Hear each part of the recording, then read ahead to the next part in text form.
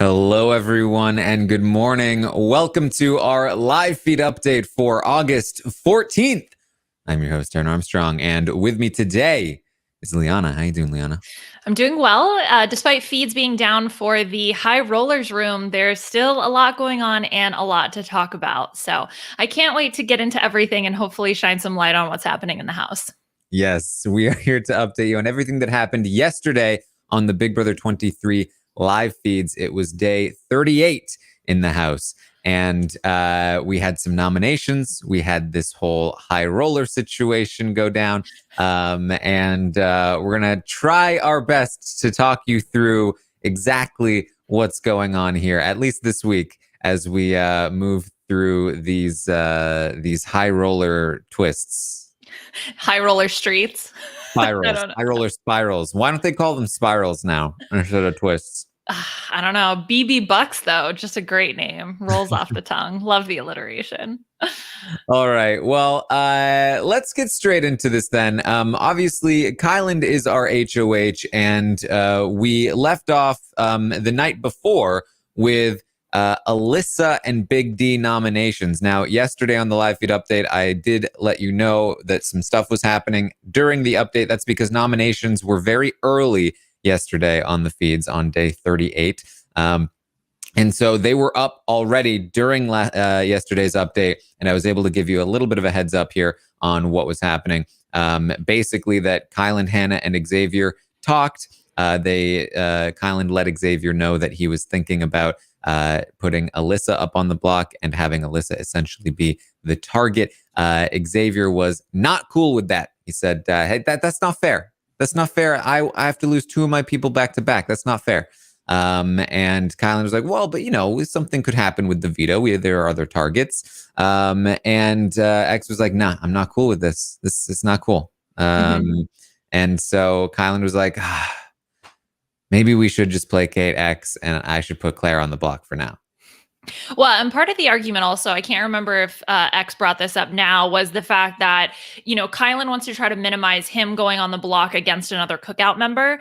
And the thought process being, well, if Alyssa's gone, then X's closest partner may potentially be Kyland. And therefore, Kyland and X would go up on the block together. So I think that argument, because I hear Kyland bring it up later in the day as well, I think that also sticks with him a little bit, at least in terms of the initial nominations. Yes, so that argument comes a little bit later in terms of, so at this moment, Kyland is still thinking he wants to target Alyssa. He does not want to target Claire, but he does not want to upset X. And so for that reason, he wants to put Claire up on the block. But later, they're going to be talking some more. And this argument comes up, the idea that, hey, you don't want to even put Alyssa up, as a replacement, because if Alyssa leaves, then who am I going to go? If somebody wants to target me, who am I going to go up next to? If it's not Alyssa, it's going to be you. And so Hannah actually has the correct, in my opinion, rebuttal to this, but Kyland is not hearing it, which is, listen, if you don't put Alyssa on the block, people are going to think that you're working with X and Alyssa, and they're not going to care about Alyssa or Sarah Beth. They're just going to put the two of you up anyway, if they were ever inclined to in the first place. Well, and then we hear later in the day before nominations, Derek X and Claire talking about, well, Alyssa and X must have made deals with Kyland, or Kyland is scared of Xavier or something along those lines. So clearly people are suspicious of the fact that Alyssa, if Alyssa doesn't go up, there's got to be some type of deal there. Yeah, I think this is a mistake for Kyland. I think that Claire is not the right pawn. I think she is the right target for him. But the thing is that when you put Claire up initially, especially since you know that this twist is coming and you know that there's a high likelihood of her coming off the block with the twist, you are not only alerting her to the fact that why the hell is she being used as a pawn, getting Claire's wheels turning, but you're also making it less likely, in my opinion, that she's going to go home. If you want Claire to be the target, she should not be an initial nominee. Let her feel comfortable enough to bank her money this week. Let her feel comfortable enough to maybe even throw another veto, and then put her on the block as a replacement target, and then you can send her home. I feel like that's the better play here. Putting her up now when there's a high likelihood she's not going to go home is just going to again, start those wheels turning. Get her and Derek wondering, like, what is going on? Is he working with X? And then they're both still going to be here next week. I just feel like this was not the call. Yeah, I would agree with that. I think probably the combination of the fact that everything happened so fast, the fact that they were up late talking and then were woken up so early in the morning in order to, try to make nominations before 10 o'clock their time. So I think part of it was probably like the rush of it all, because we saw how quickly some of the nomination targets changed. I mean, he was thinking of Alyssa last night, and then the first conversation he has with Xavier, he's like, oh, okay, so not Alyssa. So I think part of it was that, and then part of it is just the scare over the powers. But because of that, you kind of want to put up two people that are truly pawns and not targets, because of all of the chaos going on with the BB High Rollers Club or whatever it is. Yeah.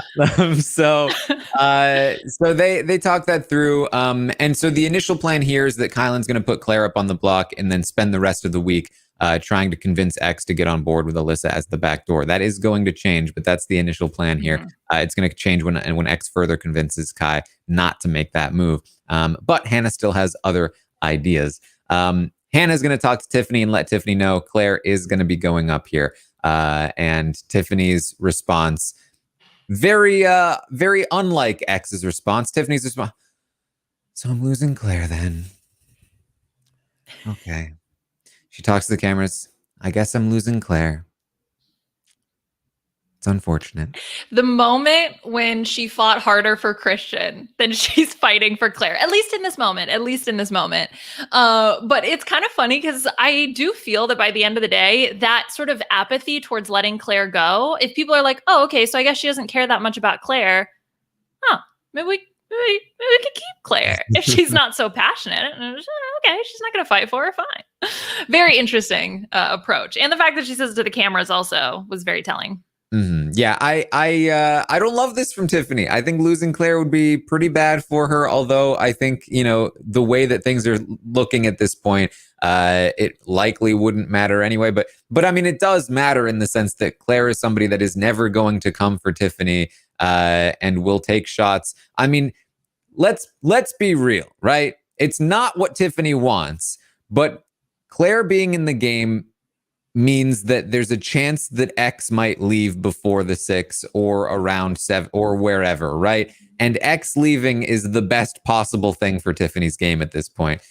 She could never do it herself, and she would never plan for it. But she needs Claire desperately if she wants a chance at this, I think.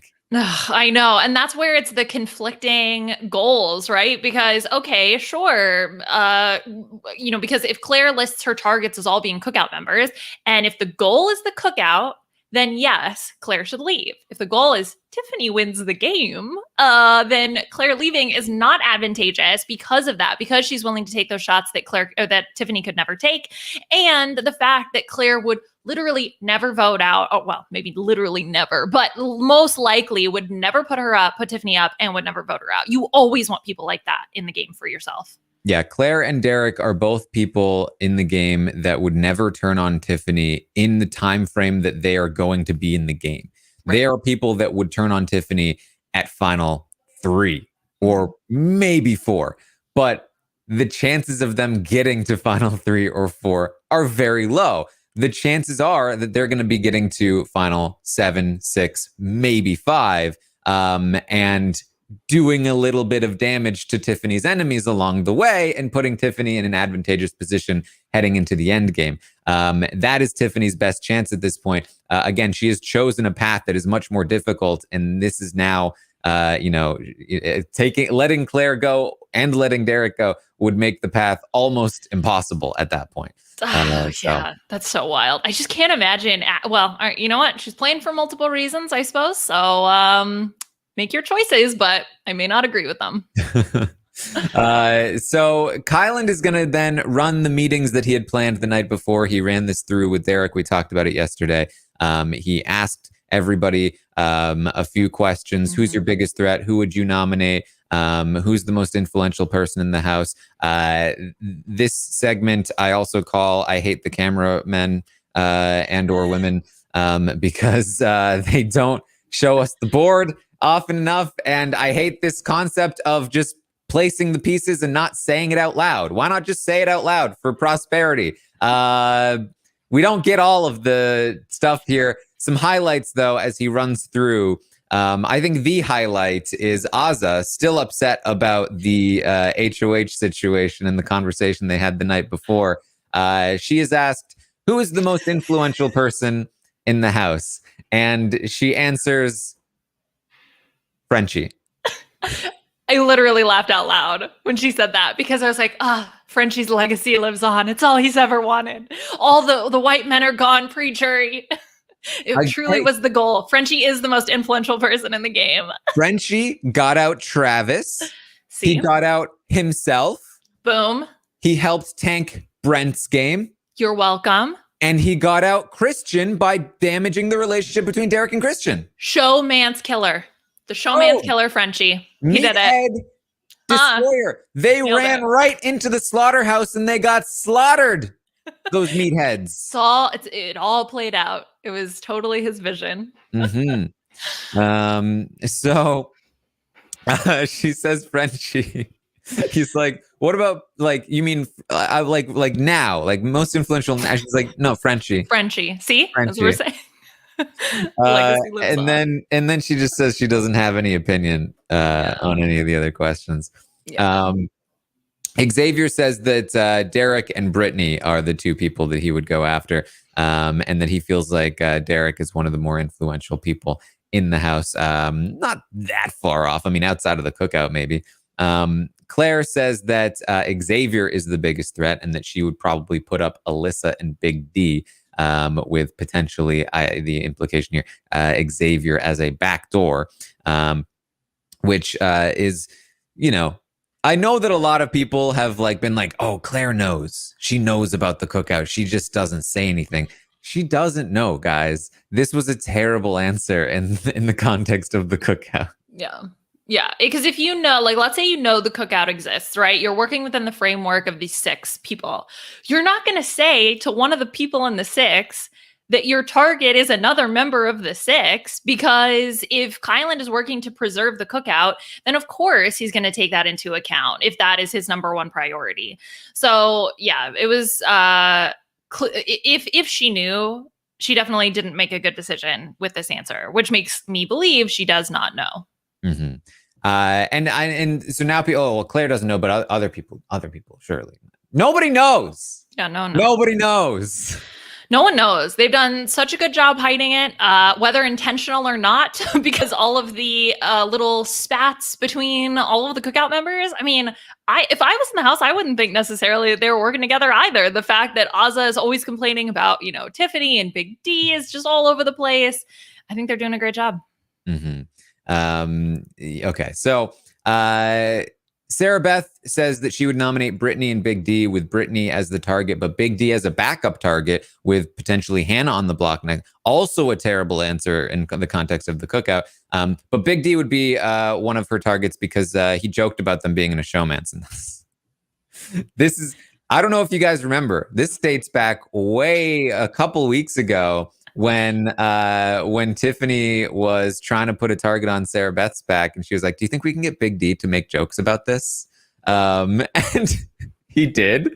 And now he's a target of Sarah Beth. Yep. See? Planting those seeds early on. Her power. This is a bad answer. So the thing, though, about this is that Kyland is going to lie about Sarah Beth's targets to people in the future in the cookout to protect her. He's also going to lie about Claire's targets to further put a target on her back, saying that she mentioned Azza, Big D, and Xavier, not Alyssa, Big D, and Xavier, and mentioning that Sarah Beth would go after Derek and Brittany, and not Big D and Brittany, essentially, and that certainly not that Hannah would be up on the block next to Big D if Brittany were to come down or anything like that. So Kyland asked these questions and then intended right from the start to lie about them if needed, which has always sort of been the MO. Not a terrible plan, because again, we talked about this when he did his first HOH reign. We talked about this with how Derek ran things as well, that when everybody knows that you've asked these questions, you can lie about it, and people are less likely to not believe you because they know you asked the questions and they think that you're confiding in them about answers that you're not supposed to tell. Well, and then that helps to build trust. I mean, I don't remember him explicitly saying it this time that like, and I'm not going to say anything. I'm not going to say anything. But then when you do reveal other information, it's essentially saying, in my hierarchy, I place my relationship with you over the person whose information I just shared. And that can make, the person that you're talking to in that moment feel much more valued. And that can definitely be a tool to build relationships. So we are then going to get that Kyland is going to talk to Claire, and he says that he's looking for a pawn from within the detectives. And she's like, why? Like, doesn't really. Now, here's the thing.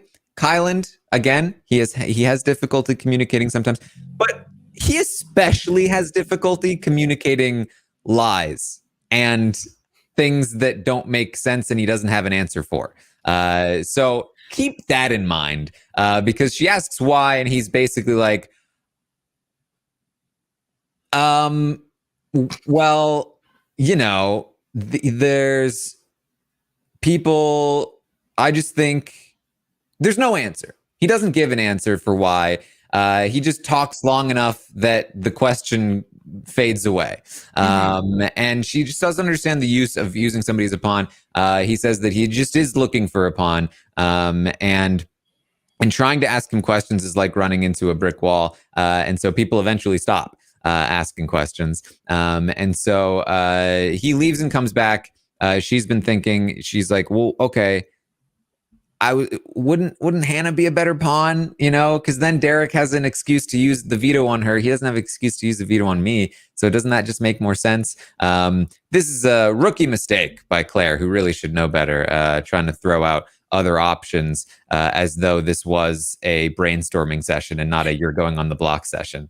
Right. Instead of, hey, I'm giving you the heads up by saying it as potentially a question, but truly you are going up on the block here. I think the thing about Kyland is that he sometimes does have a tendency to speak in circles a little bit normally, which kind of obfuscates when he's lying, but he typically will get to the point eventually. But I think when he doesn't have a point, he just sort of circles the drain for a while. And then, like you said, eventually it just sort of dissipates. And that is exactly, I think, what happened in this conversation here. And the thing from Claire, which is really surprising me. And I know she's a super fan. I know she knows a lot about Big Brother. And I can't tell if the alarm bells are going off and she's just not communicating it to us, or if truly the alarm bells, someone unplug that wire, because she's just not picking up on a lot of these cues, albeit somewhat subtle, but still, these are big cues that should be telling you, Claire, there's a problem here. Yeah, she has definitely become a lot more complacent. I think this is, for me at least, what I've seen, what I've sort of theorized here with Claire is that because she was a lot more paranoid, a lot more focused on, am I in the right position? What do I need to do? I need to be stepping up my game. She was a lot more on the ball about things a couple of weeks ago, and I think that as her options have started to dwindle and diminish, and okay, Christian's now gone. Whitney's got, like, these other people are gone that, like, maybe she could have pulled, maybe she could have worked with, and like the structure is just closing in around her. I think that, the Claire that existed before still exists, but I think that, sometimes what happens is that when you don't have the option to do something, it's easier to convince yourself that, like, the only option you do have is fine. It's very much like the fire, the picture of the fire, like, sitting there, like, this is fine. Like, it's okay. It's gonna be okay. Because it's easier to face that than to go, okay, I am now very, very screwed. And, because if she accepts that she's very screwed, then there's just like, or if she accepts that she's not in the position that she hopes she's in, then she has to accept that she's very screwed. And that's kind of like a big hurdle to jump. And you have so much internal confirmation bias, as Kylan talks about, that says like, no, I really want to be in the position I think and hope I am. Yeah. And I think it's tough also because Kylan was her teammate. Now, okay, yeah, sure, it's an individual game, but you see the way the Kings are talking to each other. I think there's also a hope that it's like, well, he's my teammate. There's like, come on, like, I have to be a pawn. I'm sure of it. And I think that's tough, but we'll see. Yeah. So Kylan is then going to have to explain this to Derek, and he lets Derek know that he's thinking about using Claire as a pawn. And Derek is like, why? And Kylan's like, yeah, I just, because of the stuff about the things, right? Take that response, expand it to about 10 minutes. And you'll get this conversation after every question. Kylan implies that Big D, or not Big D, but that the person next to Claire, because Derek was like, okay, so you're going to put up a big target next to her. And he was like, well, because Derek was like, oh, okay, I see what big target next to Claire. And that's why you're using, and he's like, actually, no, it's not a big target next to, but sometimes, taking out big targets isn't the way, sometimes you want to take out, like sometimes there are people in this game that you need to take out that aren't big targets. And he's like, okay, so you're trying to take out a small target and you want to use Claire as the pawn. And yeah, but when we'd have the votes, right? So it would be fine. And he's like, okay. So he's implying that Big D is the target here, next to Claire. And Derek's like, okay, but what if the veto is used? He's like, oh yeah, we can think about other options at that point. It's like, okay. And Derek, remember, the night before, Derek had a very long conversation with Kylan where they were both contributing to the conversation equally, and they were actually talking. And they were agreeing that Alyssa should be the target, and now all of a sudden she's not. And so Derek's like, I guess one thing I don't understand is why is Alyssa not an option anymore? And Kylan literally, I don't have my drink here. He takes a sip of his drink, and then chokes on it for the next 3 minutes, continues to, as he's about to start talking. Oh, sorry. All right. So what I was saying was, and Derek is just like, dude, please. I love this technique. I'm going to start using this anytime someone asks me a question that I don't want to answer, and just cough for a while until hopefully it goes away. But I mean, Derek isn't stupid. Kylan tries a little bit in his word saladness to be like, well, obviously you can't be the pawn, in hopes that will make Derek feel better. But Derek is a logical player. He's going to be like, okay, but why not Alyssa? Because we had this conversation and I thought that we had talked about this. And I thought that we were on the same page. And then, Kylan just does his best to make things go away in the best coughing fit way he can think of. He reminds me sometimes when he talks of, those word magnets that you can stick on your fridge and move around to make different poems and phrases. It's like somebody just reached into a bag of those, threw them up, and it's like that's what he decides to say sometimes. It comes across that way. Well, I mean, as Ozza said, she tries to talk in only phrases from How to Be Successful in 90 Days books. Yeah. And Tony Robbins quotes. I actually just got a tweet of somebody who found a Kylan tweet from 2013. Oh no. That's a Tony Robbins quote. See? Inspiration can strike from anywhere.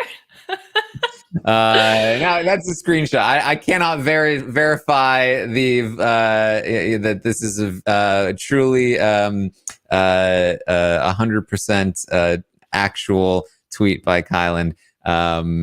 But it strikes me as true. I mean, it's the confirmation bias Colin was talking about. Like, I want to believe it's true because it makes sense to me. So anyway, Claire and Derek are of course going to immediately come together and be like, what is going on? He absolutely either cut a deal with Xavier or has been working with Xavier and Alyssa all along. This is major sketch.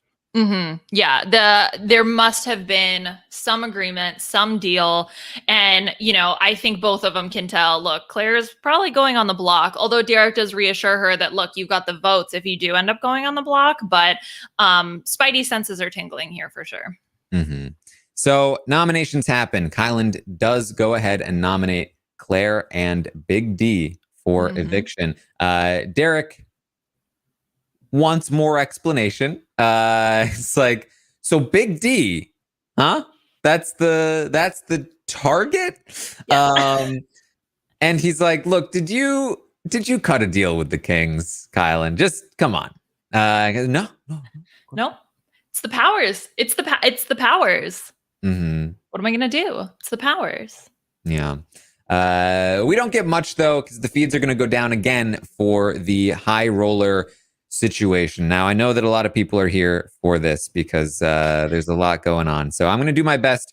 Instead of like running through all the conversations of them talking about it, I'm going to skip over those conversations and skip to what we feel that we have learned overall in summary about the high roller twist.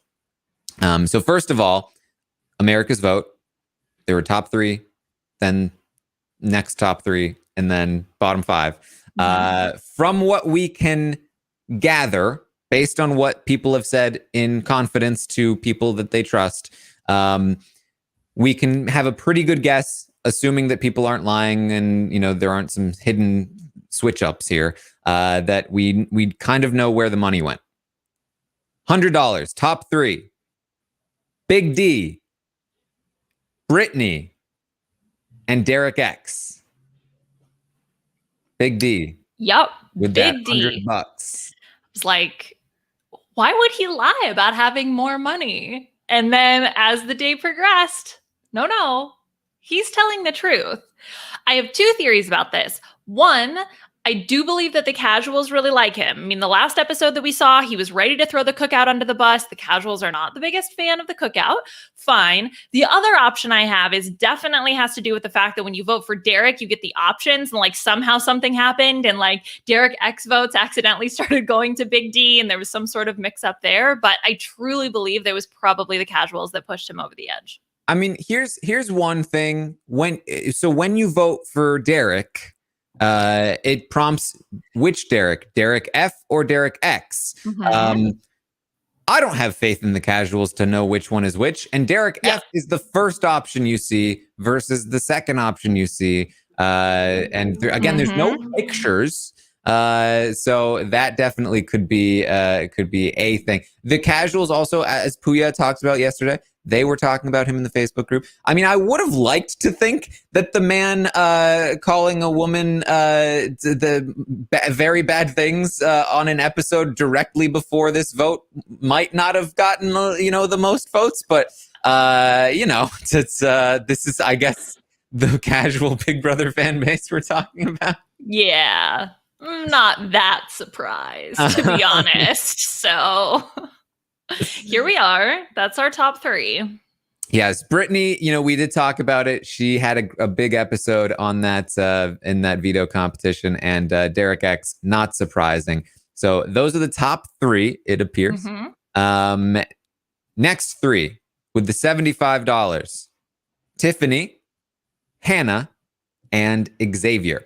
Tiffany and Xavier, not super surprising. They've both been big presences in the episodes. Hannah, also not super surprising considering that she has recently emerged in the episodes a bit. She's also very tightly connected to Derek X, who is a big popular figure on the show and on the internet. So not super surprising there. What this, of course, means is that the bottom five, Alyssa, Claire, Azah, Kyland, and Sarah Beth, the online push, the live feeders who were trying to get Claire a power because they knew she was going to go up on the block, clearly not enough to push her even into the top six. So the power of the casuals is definitely difficult to overcome. Yeah, I think it's interesting. And I think also depending on, if the casuals are all voting in, one or two directions and then everyone else is getting split votes amongst the live feeders, I think Derek X was really the only true consensus, maybe Hannah then after that. And yeah, obviously it didn't make enough of a difference to push her up there. Mm-hmm.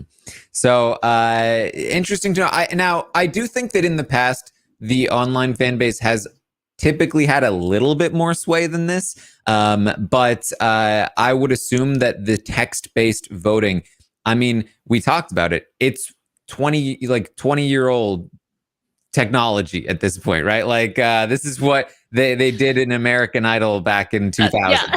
That was when Pui and I were watching the episode. Literally, I was like, "What is this, American Idol?" That was like the only thing I could think of because we're doing text-based voting. But okay.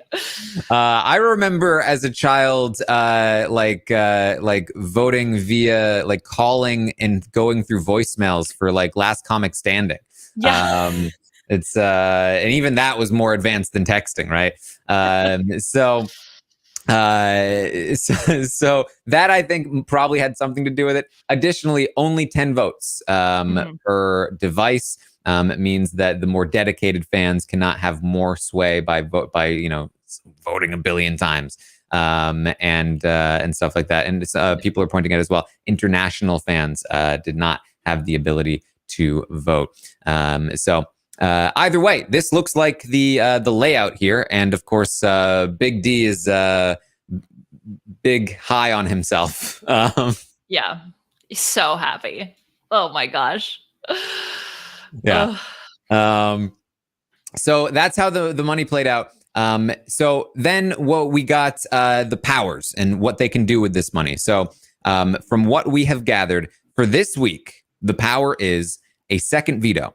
And how it works is that everybody had the opportunity to pay $50 to essentially cast their lot for this. There was some sort of competition challenge thing, might have had something to do with rolling a ball on a thing. But that doesn't matter too much. What matters is that if you pay the $50, what it means is that you now have the ability to bet on the veto competition. So anybody that pays the $50 will choose one player in the veto to bet on. If that person wins the veto competition, then the person who bet on them will also win a veto. So, for instance, here are the four people that chose to play this: Kyland, Claire, Big D, and Sarah Beth. So how this works is that if Claire, who paid to play in this, if she chooses, say, Big D, she bets on Big D to win the veto competition. Big D then wins the veto competition. Big D has a veto, and Claire also now has a veto. If Big D does not win the veto competition, somebody else wins, then Claire does not get a veto because the bet was not correct. Those four people played, and I think the ball rolling had something to do with like the order in which they're betting, because I think they probably can't bet on the same person. So the person who got the best score gets to choose first, and then everybody else is to choose from whoever is left of after that person bet, and so on. Right. And so and you can only one person You can't bet on multiple people. So, for example, Big D, Kyland, and Claire can't all put their money on somebody. And then, because that just wouldn't make sense. They don't want 5 vetoes in 1 week. And so you can only pick one person. So there's 4 people that are going to have the ability to bet on someone this week. So that does mean that there is a possibility where the second veto is not won by anyone, right? Mm-hmm. So let's say, for example, that Claire is the one who wins the veto, but nobody bet on her. Claire would get that veto to take herself off, but because no one bet on her, that second veto just wouldn't be in play. Yes. So that's how it's going to work. So 4 people of the 6 that will be playing will have bets on them. Yes. So the likelihood of there being a second veto is essentially 66%, give or take. And so that's how it's going to work. And they are going to be discussing strategies for this. This dramatically increases the likelihood of a veto being won and used. So basically, this is great news for Claire in general. And it doesn't guarantee Claire comes off the block, but what it does mean is that Claire has essentially 2 opportunities to win the veto. If she wins it, she gets a veto. If the person she chooses wins it, she gets a veto. So her chances of winning one veto are now essentially 2 and 6, 1 and 3 versus 1 and 6. So that's great for her to start with. Now, in addition to that, she may have people competing in the veto that are willing to use it on her. And so if she does not bet on them and chooses to bet on somebody that she thinks would not use the veto, say Xavier's playing and he doesn't want the veto being used, actually might not be the case. He actually might want the veto used, but say that was the case, then she could place her bet on Xavier. And, typically in a spot where Xavier is the spoiler and he prevents the veto from being used, now Claire gets a veto. Even if Xavier wins it and doesn't want it used, she now has one anyway, and she can still use it on herself and still come off the block. So that's how this will work. Hopefully this is mostly understandable to you guys.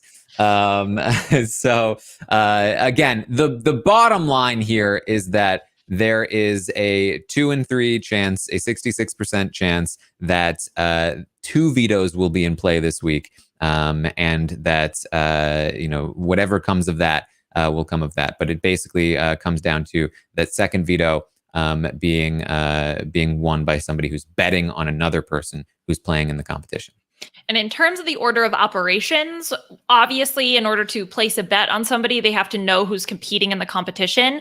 So from what I understand, they will be selecting players to play in the veto competition. So that will be the normal process, pick the chips out of the bag, yada, yada. And then once they pick the players for the veto competition, the 4 who can bet then will place their bets of those 6 players for the veto competition. But what we don't understand is the time. So whether or not they're going to have time to strategize after they know who's playing in the veto before they have to end up making their bets. Because I think there's a lot of different options that you could take, especially if you're someone like Claire.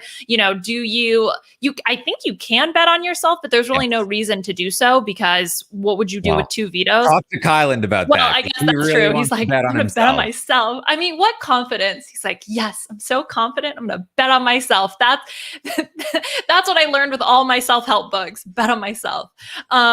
So you could bet on the other person who's on the block because they're truly motivated, right, to want to win, theoretically, right? You would want to win. They would want to win, I guess. Or like Taran suggested, somebody who is your opposition. Because then if they fight to win, then you still get a benefit, even if they ultimately end up winning the video. So anyway, we'll see ultimately what ends up happening here. But yes, I mean, I have to imagine that we'll get a second veto this week. Yes. Now, there is another part of this that is a little bit more murky, and that's in regards to how this would impact future weeks, potentially. Yep. The way that Kyland has talked about it is that he is implying that he wants this to be won and used this week, because he's in control of the renomination. Whereas, in future weeks, they're banking on like, hey, Derek X is coming after people that aren't in the cookout.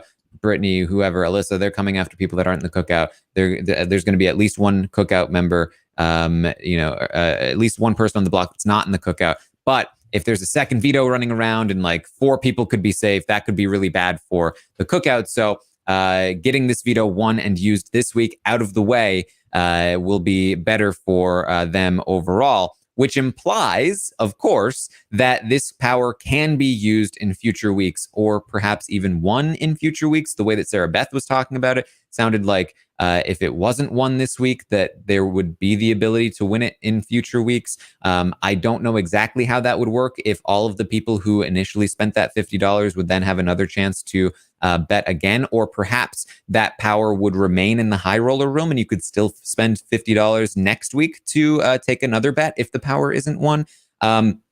And then there's also the idea that if you do win this second veto and choose not to use it, does that then carry over to next week? Do you have the ability to use it next week if you don't use it this week? We're not entirely clear on any of these answers, but I would imagine that if it's not won at all, there is some way to win it again in future weeks. That seems to be the implication. So who knows? That was my interpretation as well. That was not necessarily that if you won the veto, it carries over to the next week, but that essentially it's a prize, right? And if everyone bets wrong, that means the house, aka Big Brother, is the one who won that race. So if you're betting on horses, right, and you bet on 4 of the horses, the house takes the money, and then I guess then the prize you can bet on again the following week because the house still owns the prize, or something to that effect. But just the fact that they kept talking so much about I want it gone this week, which is my assumption of why Sarah Beth decided to go for this, because Kylan probably encouraged her to do so that it could be in play during a week when Kylan is in power. I think that makes the most sense. But I think we'll hopefully get clarity, obviously on the Sunday. Well, hopefully on the Sunday episode, but also as the week progresses, hopefully that will also come to light. Yes, and it's also worth noting that they go into the room one by one, which means that they are actually having a chance to interact in between. So, for instance, Xavier talked about how he went last, and so he knew what everybody had already claimed they got in terms of BB bucks, and also knew what everyone was claiming in terms of having whether or not they had chosen to compete or not. So the order in which you go is very advantageous. Xavier getting to go last sounds like they went alphabetically, perhaps, is huge advantage for people that are going in the later rounds. What a mess. And then, so that's for this week. Okay. That's for this week. We have somewhat of a better understanding of this week. There are, as we know, future weeks. This competition or this twist will last 3 weeks. And so there are some things that may potentially happen the following week and the week after that we got a little bit of insight on. But to me, those are much less clear. Yes. So we have vague ideas of what the future powers might be. Now, we kind of know how this works now, that for week 2, I think what's going to happen is that the price is going to go up. Yep. It's going to be more than $50. We don't know exactly how much, but it's going to cost more. And the potential power, again, has something to do with taking somebody off the block, I think. And then, maybe the HOH doesn't have control over the renom. It's not very clear. I don't know if they even know for sure what it is at this point. But then the third week sounds like essentially, this one maybe a little bit more clear, essentially a coup d'etat. Kylan mentioned something about anonymously nominating 2 people. And so that one is going to be even more expensive. Yes, we did hear a 125 was a number that was thrown out for week 2, but again, not sure about that. I don't love that idea that it completely prices out people that were in the bottom 5 for 2 weeks in a row. They can't even compete for the second power. That seems pretty unfair. Yeah. Especially given that it's not just like a 1-for-1 thing. You still have to compete for it. So it's like if you're a bottom 5 player and you didn't go for the first power, then according to the price structure, you're priced out of all the other powers, unless you get a higher placement, because you didn't compete for the first one, which is the only one you could afford. Next week, you only have 100. You can't afford the second one. You're definitely not going to be able to afford the third one. So you're just sorry for banking your money. You shouldn't have done that. Right. Not even enough to get the little eraser, or the pencil award. Like you don't get anything, which makes me believe. I mean, if I'm Big Brother, right, you want people playing, you want that drama. So I can't imagine that they would price people out of that structure. Exactly. So yeah, that doesn't necessarily make sense to me. Also, I heard Derek X talking about, like, though, I got to bank my money because I want to go for that third week prize, Yes. which obviously means then it must be more than $100, but still you have 3 weeks to make that money. So even if he ends up in the bottom next week, he still has $150, which, theoretically could be enough to play in week 3. So I don't know. We'll see. Words that I heard were like, for week 2, a roulette wheel. For week 3, I heard something about a coin flip. Yeah, they said the coin was super important, and again, that like essentially means some sort of coup d'état, some sort of like anonymous nominations. I don't know if the coin is what they're playing with to compete in the thing, or if it's like a survivor coin where like you flip a coin and it tells you how many people you can nominate or something, right?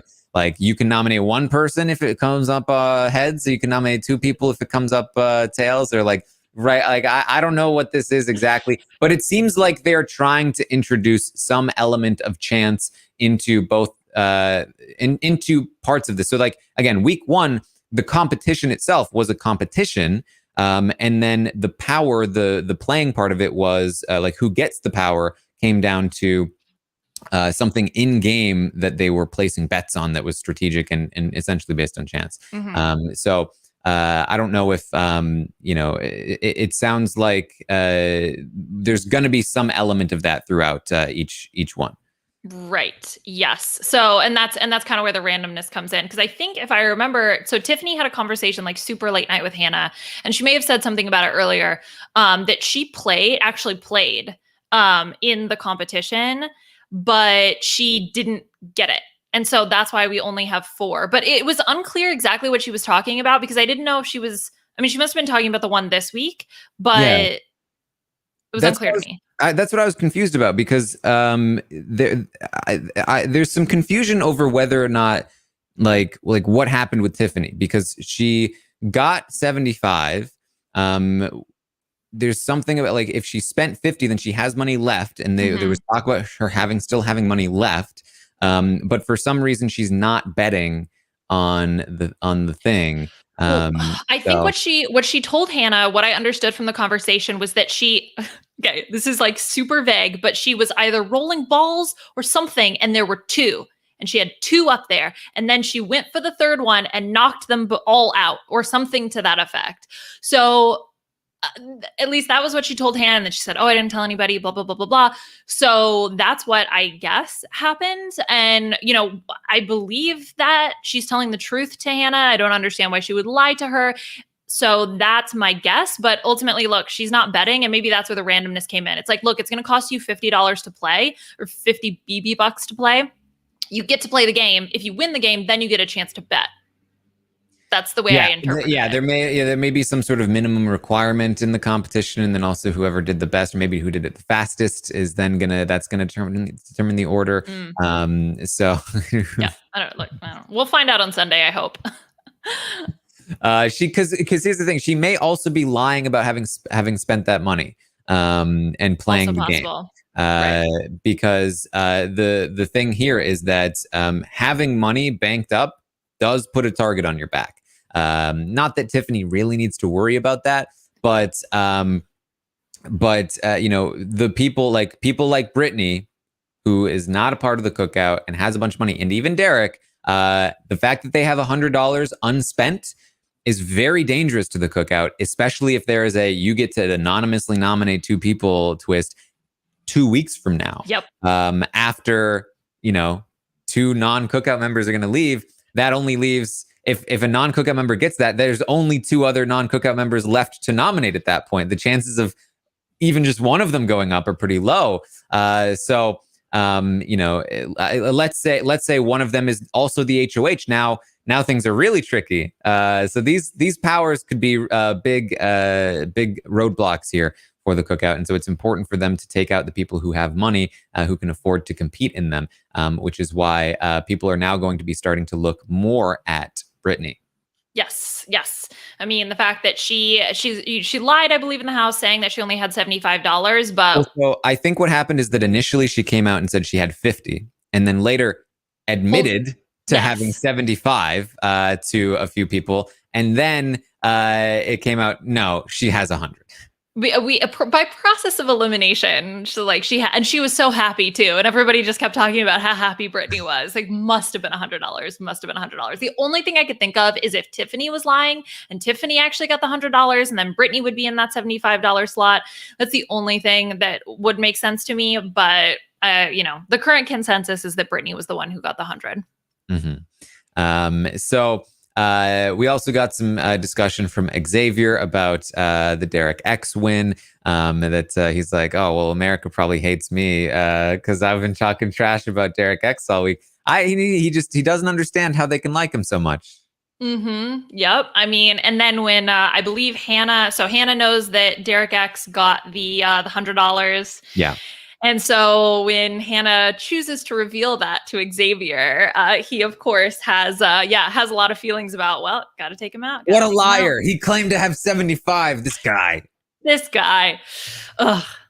Gotta go. He's got to go. So that's like that honestly, a lot of that talk takes up most of the rest of the day. But there's still some stuff to discuss here. Particularly some, again, the way that this goes down, people are starting to look more at Brittany. People are starting to look more at other people. And in general, people are really starting to look at not Claire. In fact, nobody wants Claire out except for Kyland. And so we're really going to see this. Hannah and Azah talk. They both agree they don't want Claire to go this week. They would prefer Alyssa to be the target. Tiffany talks with X. They both agree they don't want Claire to go this week. They agree Brittany should be the target. And this conversation essentially spreads. Like, Azah doesn't want it. Big D doesn't want it. Big D would prefer Alyssa or Sarah Beth. Azah wants Alyssa. Tiffany wants Alyssa or Brittany. Hannah wants Alyssa. Xavier wants Brittany. By process of Xavier explaining to Alyssa, who is now very much like a non-entity in this game, very much an Xavier piece at this time, also wants Brittany or Derek. I mean, if she could, but yeah. And Derek wants Alyssa, and Claire wants Alyssa. Like, nobody wants Claire. They all want Alyssa or Brittany, or maybe Sarah Beth. Yeah, I mean, exactly. And I think it was really telling to me, especially when Xavier was like, Tiffany came to him. They had a little bit of a conversation in the coral room, and Tiffany asks him, without putting her foot on the scale, Xavier was like, no, I don't want her out. And that was very telling to me. I don't know if it was because, Claire had just done a good job having a conversation with Xavier right before, because Xavier, not a lawyer, whatever his last name is, spent like the whole day just trying to gather data and like go around and like find information. And I was like, and every single conversation I heard him in, he was talking with someone about, okay, so-and-so got this and so-and-so got that. I was like, okay, yeah, buddy, your lawyer side is like really coming out now. And so, that was interesting. I think that really impacted. So both him, thinking that Brittany got the 100, and then his conversation with Claire, I think, was really important. And Kyland is really the only one who, I believe, at the end of the day, to Big D, he says something to the effect of, if nominations, I'd be fine with nominations staying the same and Claire going home. But he's the only one I've heard say that. Yes, but even that is not his preference. Right. He doesn't love the look of the votes with him up against Claire. And he would really prefer Alyssa or Sarah Beth to be up there instead. And because part of that is he's trying to think of, okay, well, how do I justify it to Derek X? How do I justify it to Sarah Beth that Claire is the one that needs to go? Because he would have to come up with some reason, right? And not necessarily wanting to expose the cookout. So that would be really tough for him. Yeah, I mean, the thing for me is that rule of thumbs are thumbs are bad in Big Brother. Don't rule by them. However, if you do have a rule of thumb in Big Brother, it would be one of them would be that if nobody wants one person to leave except for you, then it's probably the right call for you to target that person. And if everybody wants the person to leave and you don't mind, you don't care, you don't want them to leave, then it's definitely not the right call to take out that person. I do think Claire is the right target for Kyland here. But I, again, don't think that putting her up on the block immediately was the right call. There are so many options now available for her to come off the block that it may not end up working out for him.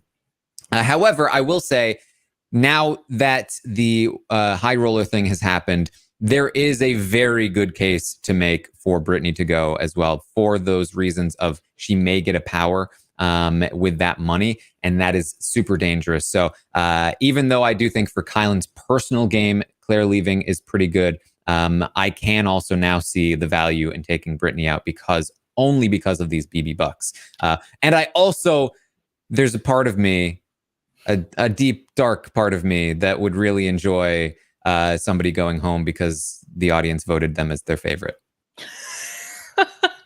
You're well adjusted and very normal, Taran. It's fine. Yeah, like take that. This is what you get, America, when you try to interfere with the game. It's all the same. Wall yellers, votes, get out of the house. Let them play the game the way they're meant to play it. It's funny because when I hear Kyland talk, I have yet to hear him, and even in his camera talk later in the evening, I have yet to hear him speak so self-interestedly. He always, when he's talking game, it really truly is about the cookout. And that's why I feel like he's more willing to be swayed by these sort of general arguments that talk about protecting the group as a whole versus what truly is in his singular best interest. And I think that's what's frustrating me about Kyland's HOA train is that, like, I think that ultimately his goal is probably correct, but I hate his logic at every step of the way. It's so bad. I think that, again, putting Claire up and the idea that not going after Alyssa means that he's less likely to go up next to X. I'm like, no, I don't think that's true. I think it's actually the opposite. I don't think you should target Alyssa necessarily, but you should have at least put her up on the block initially. And then she would have paid to play in this thing, and she would have had a double chance at getting a veto. And X would have had probably a double chance at getting a veto. And then Alyssa would probably have a big chance of coming off the block, maybe even with X being safe. And then you have a great excuse. Oh, I can't target Alyssa now. Now I have to target. Sorry, no. Claire. And then with Claire on the block, he's worried about, like, people don't have excuses to vote for Claire. We'll talk about it. So Kyland talks to Hannah. He says his only holdup with Claire is that he can't convince Derek it's the move this week. They'd have to blindside him. They'd have to do something that basically how the votes would look like here if it's Claire versus Big D is that Azah and Brittany would vote to keep Big D, but Claire and Derek would both be expecting the votes on the other side to be Derek, Tiffany, Hannah as locked in votes. And if they get a fourth, then Kyland has to break the tie against Claire, which would destroy his relationship with Derek. So they would need Sarah, Beth, Xavier, and Alyssa to all vote out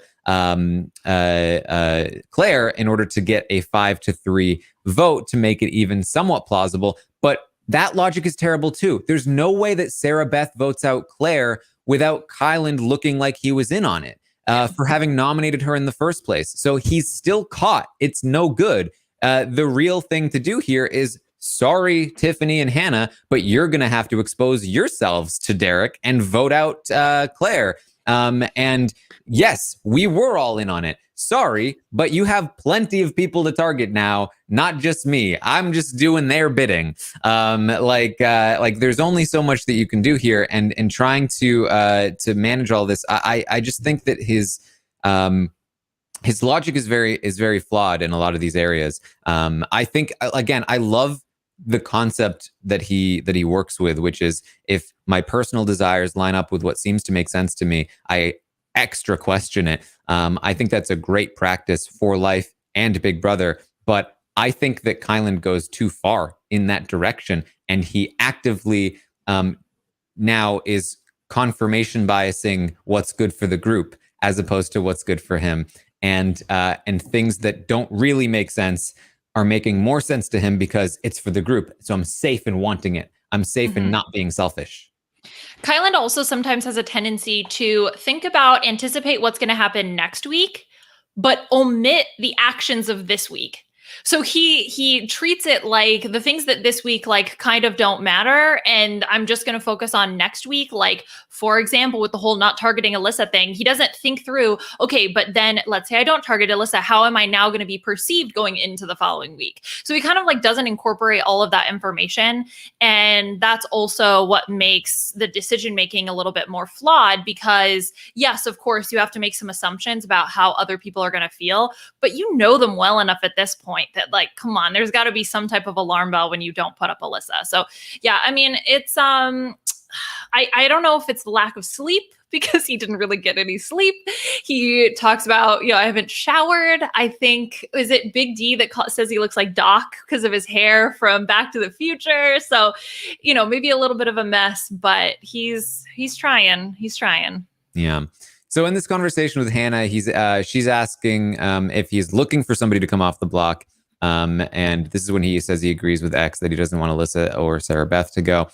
His preference, and I think part of this too is that the argument that X made about Alyssa leaving, making it more likely that X and Kylan go up on the block, also applies to Sarah Beth. And so I think perhaps there is a bit of a confirmation bias for personal desire there as well, that this seems to like align both personally and for the group, that Sarah Beth also shouldn't go. If I go after Alyssa, then Sarah Beth would also be somebody to target for the same reasons. And if I protect Alyssa, then Sarah Beth should be protected for the same reasons. He says his preference is Brittany, but he kind of goes back and forth on this. He says preference would be Brittany for the fact that she has probably $100. They talk about that. She says, oh, she told me she had $75, and she made a deal with me that she would tell me what she got. So that gives me ammunition to use against her if I need to. And also, there seems to be a lot of drama and conflict that stems from the fact that Azah and Big D are protecting Brittany. So if we remove Brittany, then perhaps the group can function a little bit more smoothly. She's also unpredictable. He knows where pretty much everyone's going to go, but he does not know, what Brittany's going to do. And Azah and Big D don't even know what Brittany's going to do, it seems. So a lot of reasons there to target Brittany. But Claire is also a safe option, he said, and here's why. She told me her 3 targets were all cookout people: Big D, Azah, and X. This is what I referred to earlier. He's lying about this, lying to make it seem more like Claire is an option. Now, this to me implies that he actually still does mostly want to see Claire leave, even more than Brittany, that he recognizes that he has basically zero support for it, but that he's trying to create reasons why it makes sense, and he's totally fine with another option like Brittany, but it does make sense for Claire because of this, Yeah, just think about it. But then, he brings up the own conversation of like, okay, well, if we're going to go for Claire, how do we make this go down in a way that is somewhat calm without exposing everything? And so, it's kind of interesting because by the end of this conversation, when Hannah and Kylan are talking, it's like, it almost seems like the 2 options were Alyssa and Brittany, and Claire wasn't even in the conversation, like kind of in their summary of everything. It was like, well, for the cookout, right, of the 6 of us, 3 of us would like to target Alyssa, 3 of us would like to target Brittany, and Claire's name isn't mentioned there. Yes. So yeah, the people leaning Brittany, Kylan is like, well, me and X are leaning Brittany, Hannah, Big D, and Tiffany, or Azah. Yes, Azah lean Alyssa. And then Tiffany, Hannah says Tiffany probably leans Brittany as well. So it is split there. And again, nobody wants Claire out in that scenario. We are getting, I see Xavier is talking to Brittany right now. They're discussing I think week 2 power. And he's trying to clarify with her. He says, you do the roulette and whoever's name it lands on goes up. That's what I had heard before, but I wasn't sure. And it seems like they are trying to confirm this. Brittany says, yes, that before veto players are picked, you spin a roulette and whoever's name it lands on, that person gets replaced in the not, like you win the power and it has to be used, and you spin a roulette and one person who it lands on ends up on the block. This is for next week. Next week. Okay. I am confused. So I'm going to wait for hopefully the episode to explain it. I think it's really just the timing of everything. Like, I think I understand the mechanics. I think it's just interesting to know where the timing is, because I think Tiffany was talking about it yesterday, that she was like, well, it doesn't make sense for anybody but the nominees to want to do this, because they just want to take them. I don't know. I don't even remember what it was. The first question Xavier asked was, if you win it, it has to be used. And Brittany says yes. Okay. So you have no choice. You have no, but to spin the wheel, which is random. Yes. So basically, you're playing to be safe that week, because it's going to be used as long as anybody does it. And if you don't win it, then you are not going to be one of the safe people from the roulette. So you're basically just spinning for safety, it seems. Safety from random nomination next week. And then they're discussing the third. Yeah, the coin flip, which sounds like what we were talking about. So it is like the Survivor coin. You flip it heads or tails. If it's correct, if it's tails or whatever, then you get to nominate anonymously. Two people in the HOH anonymously will have their nominations over. And that's why she said flip. Flip the power, the ultimate power to your favor. Get it? Flip the power. Thanks, Julie. Okay. All right. So mess. The other thing that I think I saw a question in the chat about was the 2 vetoes for this week and the order of operations for the 2 vetoes. Mm-hmm. So from what I heard in the conversation, the OG veto gets used first. Mm-hmm. Then a replacement nominee goes up. Then the second veto is used. That was what I heard the players talking about. They may be incorrect. At least that's what I heard from them.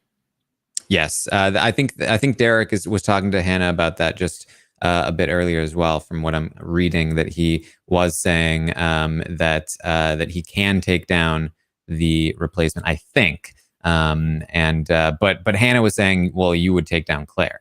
And so I don't know if that was her saying, no, you would not be able to take down the replacement, or no, you should not take down the replacement. So we'll see. But yes, in the past, when there have been 2 vetoes, that's pretty much how it's gone. So we'll see. We'll see. So okay. So we have that conversation. Kylan's going to talk with Claire and Derek. They talk through who they're going to choose. Claire is leaning toward placing her bet on Big D, at least preliminarily, prior to the veto draw. Now that might change if the veto players are drawn, and somebody else comes up that she feels like if they win, she might be in trouble. The probably worst case scenario from Kylan's point of view is if Brittany gets drawn and then Claire bets on Brittany. Brittany has a veto. Claire has a veto. Brittany takes down Big D. Claire takes down herself. What does he do at that point? Probably Azza and Alyssa, yeah, or something along those lines. But that's not what Kylan would prefer. So we'll see how that goes. Oh yeah, that roulette thing is really going to be interesting for the stock watch next. Oh my God, I don't even know how. How do you incorporate that? It's just, usually you have to be very careful if this person might end up on the block, and that's going to impact their score next week. But if anybody can randomly end up on the block, then there's going to be some more risk involved. The great market crash of 2021 in the BB stock watch.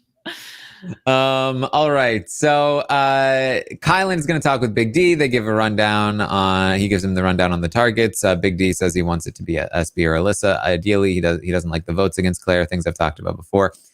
He does say ultimately he's fine. Kylan talks with Sarah Beth, and this is also very interesting. She asks, and because she had a long conversation with Claire, and she obviously still feels good about Claire. They've actually been working on their relationship in the last week or so, a little bit. I mean, Sarah Beth has started talking about jackpot again, and Sarah Beth asks Kylan, "It's cool with me. It's cool with you if I use the veto on Claire, right?" And he says, "Absolutely."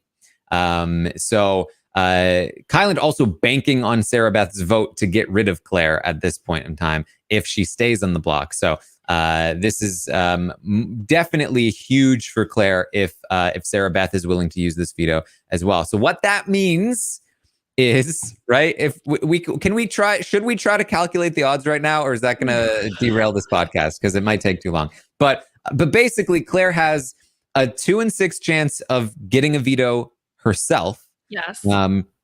She has a 1 in 6 chance of Sarah Beth getting the veto, probably, right? Yes, because of the betting. Mm-hmm.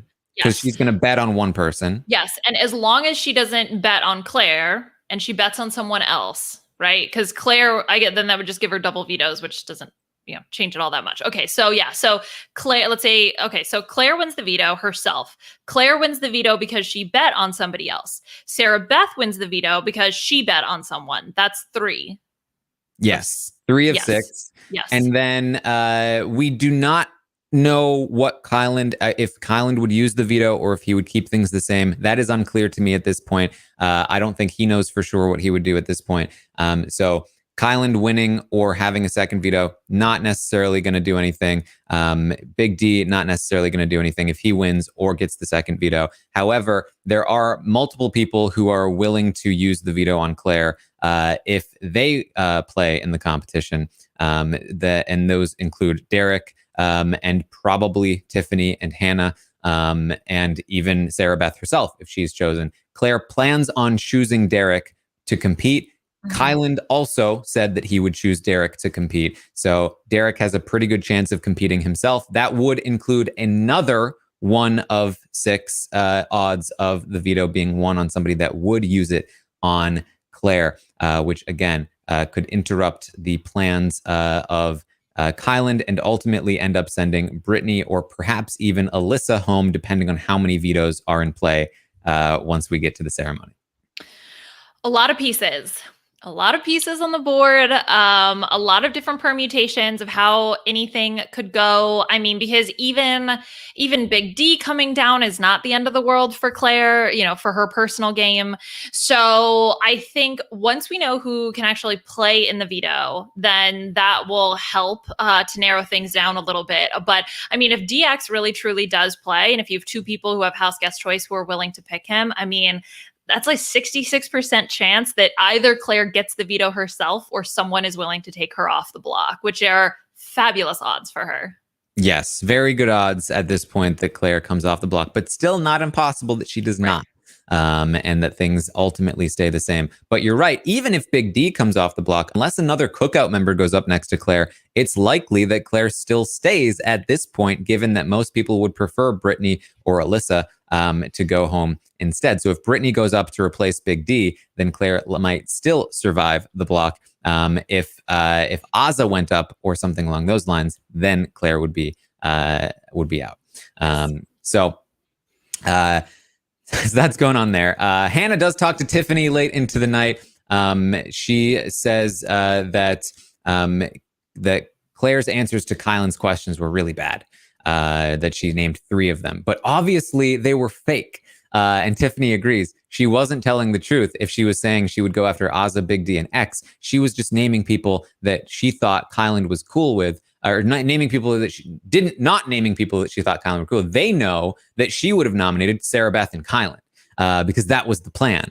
But unfortunately, she accidentally named the wrong people. They feel like Claire is the best non-cookout pawn because she is the most susceptible to their influence. That there are 2 people who have a lot of influence on Claire. If they're both in the room, they can get Claire to not do whatever they will not want her to do, essentially.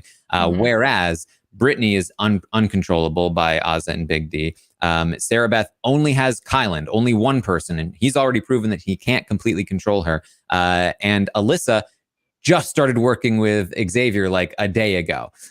She prior to that was with Christian. And so, and Hannah feels like she's been, they've both been working on Derek X for a while as well. Hannah says she wants to keep Claire until the end. She feels like Claire is the best person to bring until the last person before the cookout. And Tiffany says, well, what we want and what we need might be different things. And Hannah says, I don't think we need to send Claire home this week. And Tiffany's like, yeah, all right. Yeah, you're right. Hannah is kind of dragging Tiffany kicking and screaming toward this idea that Claire needs to stay. Yeah, this is so surprising to me that Hannah really was the one who seemed to be more strongly advocating here, especially when I thought, oh, well, it's Tiffany and Hannah. So, Tiffany will be straightforward with what she wants. And obviously, they want to try to keep Claire if possible, even not necessarily saying that Claire would go past the 6, but because as the options outside of the cookout narrow and these powers are in play, having someone who you can rely on or can more easily persuade in a certain direction is incredibly advantageous. And Brittany's all over the place. Who knows what Brittany would do if she were to get an HOH. So yeah, I'm proud of Hannah for, being willing to kind of advocate here that they shouldn't necessarily send Claire home this week. Yes. So they both agree that Claire should not go home this week. Tiffany initially was like, we might have to keep the nominations the same if we win. Hannah was like, I don't think we need to. So again, not a guarantee that Hannah or Tiffany would use the veto. Hannah, a lot more likely than Tiffany, it seems at this point. But I would imagine that Tiffany would end up using it because, again, it just makes no sense for her not to. Right. And for like every single conceivable reason. And the only person that wouldn't want her to is Kyland. Even then, Kyland might not want her to. Right. So, yeah. Well, that's the wild thing to me is that when you have people like X saying, oh, I don't necessarily want Claire to go, and clearly they don't want Big D to go home because he's part of the cookout, then that heavily implies that it's okay to take Claire off the block so that another target, aka Brittany, potentially, can go up there. So when you have literally no one except for Kyland standing in your way, girl, go for it. Just do it. Be willing to, oh man, frustrating. They ultimately the plan here is that they need to get it because Hannah really tries pushing hard. She doesn't even think it makes sense for Brittany to go. She really thinks it needs to be Alyssa. And so they want to get it into X's head that it's best for them all to send Alyssa home and that he's the only person that disagrees with that. So this is actually the thing that could end up coming back on Claire is that Brittany is a viable option that pretty much everybody's on board for. But if Alyssa becomes the option, then Xavier probably no longer wants the veto to be used, and then would fight hard for it not to be used. And then things could get trickier again. But that is ultimately the idea here. This is again, another situation. I thought we were going to be a lot more set in stone from this point because I thought that the high roller thing would be resolved at this point. It's not. It's going to be resolved based on the veto outcome. And my guess is that, I have to imagine that they're not going to announce who won the second veto. Now, they should be able to know because if you say, I bet on this person, you say, I bet on this, you could theoretically pretend that you bet on a person that didn't win when you had won it. But I imagine that we'll know who has the second veto once we get the results. I imagine that it will be quickly public knowledge in the House. At the very least, it will be our knowledge because, they'll tell us on to the cameras. But I think it will also probably be public knowledge, even if they don't announce it.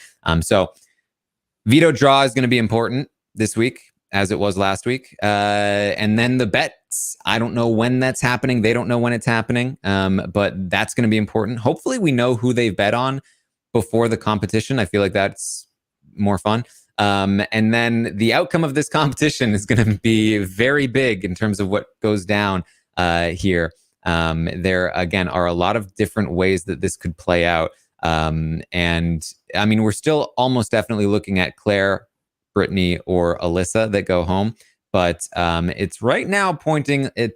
I feel like it's actually most likely that Brittany leaves right now, followed probably by Claire and then Alyssa, because it would probably take specific circumstances for Alyssa to touch the block, unless the plan to get X on board works, or whatever that is, to convince Kyland to make it happen. But that seems not super likely at this point. He has really put his foot down. So we'll see.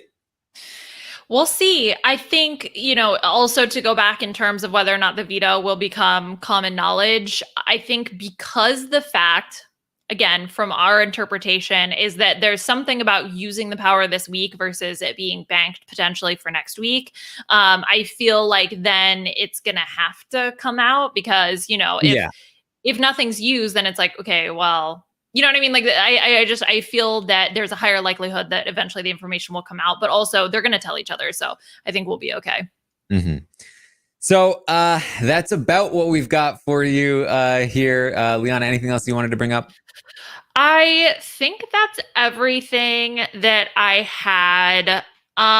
There was so Kai talks to the cameras. There's not a whole lot of necessarily interesting game talk that happens, but he does sort of give his rationale behind the cookout and, why he feels that the cookout is important to him and how they came together, and talking about how, they bonded over these shared experiences. And I thought that that was sort of interesting. So if that's something that is of interest to you, is around like 1:40, I think, BB time, 1:40 a.m. BB time, because he talks about how representation matters, and he wanted to look for a purpose that is bigger than just himself. And I thought that that gave me at least more insight on why Kyland was so gung-ho about the cookout for sure, even at this point in the game. Mm-hmm.